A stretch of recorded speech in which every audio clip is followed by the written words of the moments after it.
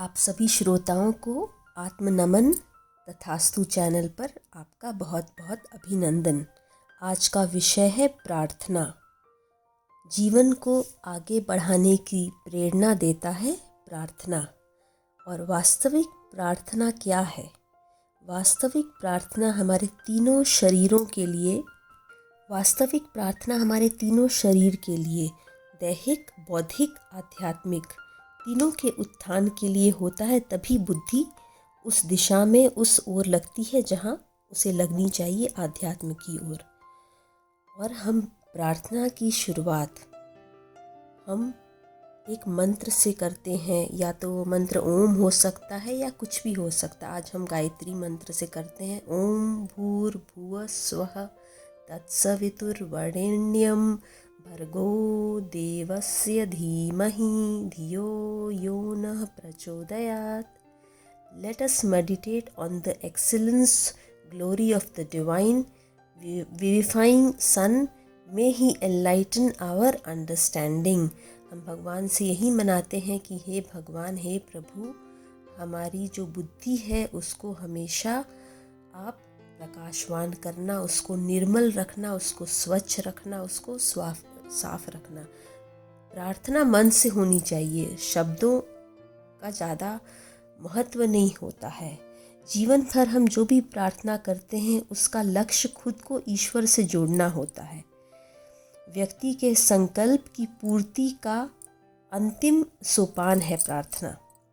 जब हम थक जाते हैं, हार जाते हैं, तो हाथ जोड़ लेते हैं। प्रार्थना के स्वर के साथ हम अपने आप को समर्पित कर देते हैं। हम प्रार्थना करते हैं, प्रार्थना होते हैं, यह भाव है, हमारी मनोदशा है। ऐसी स्थिति में हम प्रार्थना पूर्ण हो जाते हैं। प्रार्थना का अर्थ है शरीर के कण कण पुकारने लगे, रुआं रुआं कंपित हो जाए और कोई वासना नहीं रहे। जब मन झुक जाता है तभी प्रार्थना अपनी पूर्णता प्राप्त करती है। उस क्षण कर्ता का भाव मिट जाता है। भजन, कीर्तन और गीतों को प्रार्थना के आदर्श माध्यम माने गए हैं। मीरा के भजन, चैतन्य के कीर्तन, नानक और कबीर के गीतों में प्रार्थना के पूर्ण लिखे फल मिले हैं। जब व्यक्ति बाहर की दुनिया से थक जाता है तब वह अंतर यात्रा पर निकलता है। उस यात्रा पर कोई बाहरी चीज़ों हमारा सहयोग नहीं कर पाती हैं।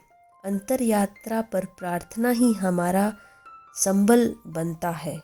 प्रार्थना में कुछ बोलने की, कुछ कहने की ज़रूरत नहीं होती है। सच्ची प्रार्थना में शब्द मौन होते हैं।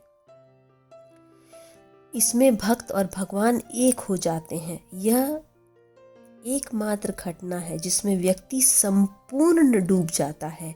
ऐसा न हो तो प्रार्थना पूरी नहीं होती। यह एक जीवंत क्रिया है जिसमें तल्लीन होते ही अहंकार विलीन हो जाता है।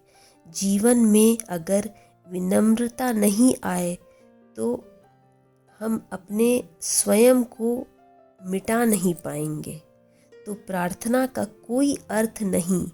ऐसी स्थिति में व्यक्ति हाथ जोड़कर कहता है, प्रभु अब तू ही कुछ कर, अब तू ही यात्रा करा, प्रभु अब तू ही कुछ कर, अब तू ही यात्रा करा, बस तेरी मर्जी। तब व्यक्ति महसूस करता है कि परिवर्तन प्रकृति की नियति है।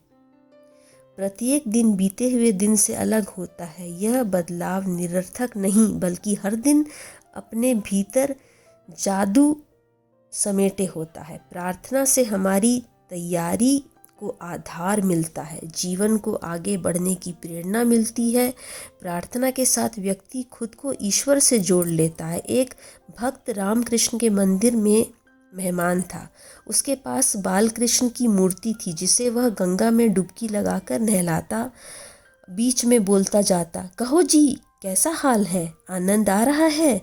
उसके साथ तैरता और तैराता, खेलता, टहलाता और साथ में खाना भी खाता। विवेकानंद को हैरानी हुई, यह कैसी पूजा है जब उन्होंने रामकृष्ण से कहा तो उनका एक ही जवाब था, यही पूजा है, उसे मत छोड़ना, यही प्रार्थना का सच्चा स्वरूप है।